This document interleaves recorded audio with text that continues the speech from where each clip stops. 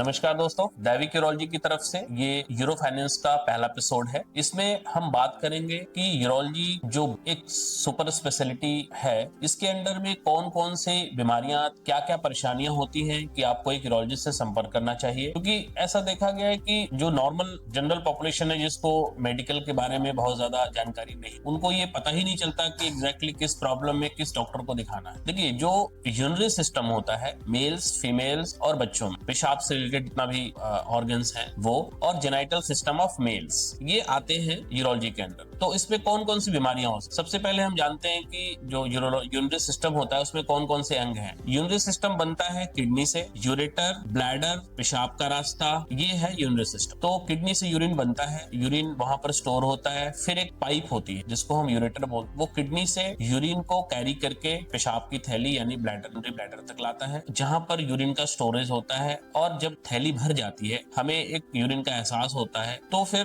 थैली पंप करती है जिसमें एक प्रेशर जनरेट होता है, और अगर रास्ता क्लियर है तो पेशाब हो जाता है। ये सारी चीजें हमारे कंट्रोल में होती है यूरिन का, और उसको रोक। तो ये सारा सिस्टम है जो कि यूरिनरी सिस्टम का पार्ट होता है, मेल्स में, फीमेल्स में और बच्चों। जेनाइटल सिस्टम में मेनली जो टेस्टिस है मेल्स में, और पेनिस से रिलेटेड कोई भी बीमारी है तो वो यूरोलॉजी के अंदर। क्या क्या परेशानियां हो सकती हैं, क्या क्या बीमारियां हो सकती हैं, जैसे कि स्टोन हो सकता है, पथरी किडनी में हो सकता है, यूरेटर में हो सकता है, ब्लैडर में हो सकता है, पेशाब के रास्ते में भी आके फंस सकता है, उसकी वजह से दर्द होगा, पेशाब में खून आ सकता है, कभी कभी इन्फेक्शन की वजह से बुखार वगैरह भी हो सकता है, या सीवियर पेन हो सकता है। और इन सारे ऑर्गन्स में इन्फेक्शन भी हो सकते हैं, किडनी का, यूरेटर का, ब्लैडर का या फिर यूरेथ्रा का। कोई गांठ हो सकती है पेशाब के रास्ते में या फिर किडनी में, यूरेटर में, जो कि कैंसर भी हो सकता है, कैंसर नहीं भी होता है, वो हम जांच के द्वारा पता कर पाते कि ये कैंसर है या फिर नॉर्मल गांठ। और किडनी में कोई रुकावट हो सकती है, जन्मजात रुकावट हो सकती है, जिसकी वजह से जो यूरिन बनता है वो नीचे नहीं आ पाता है, उसमें